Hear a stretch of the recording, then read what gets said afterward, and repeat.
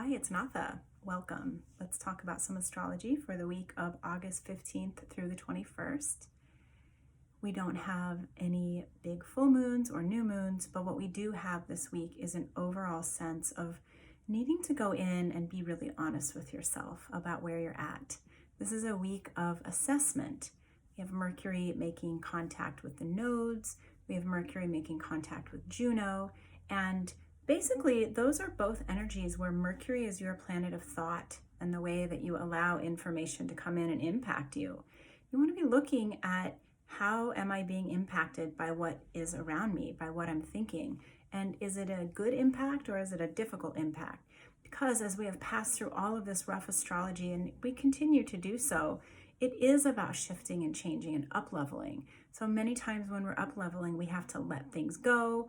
We have to make way for new things. But in order to really know what is appropriate in that realm, we have to assess, be really honest with ourselves about what is working and what is not working.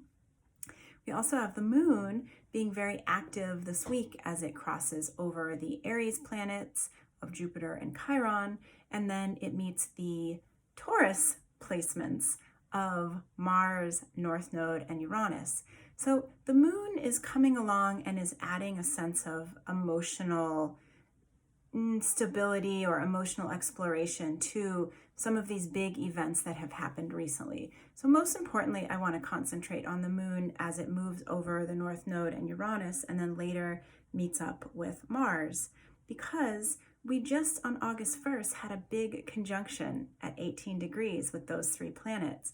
So you can look at this moon as it hits as sort of an activator, and you can decide, what was I doing around August 1st? What were some of my big messages around up-leveling, around change and progression and doing things differently, because the moon is going to help bring you even more clarity. The moon will also meet up with Mars at the end of the week at 29 degrees, right before it changes signs into Gemini.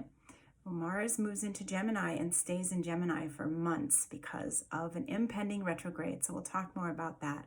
But look around at your Taurus things, your money, your relationships, your sense of worthiness, and look at how you have had movement in those areas, particularly over the last month.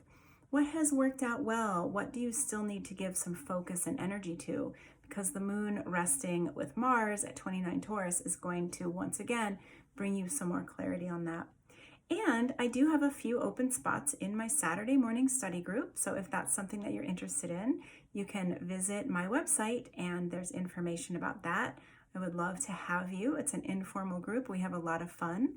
And if you want a private reading, find me at electraastrology.com.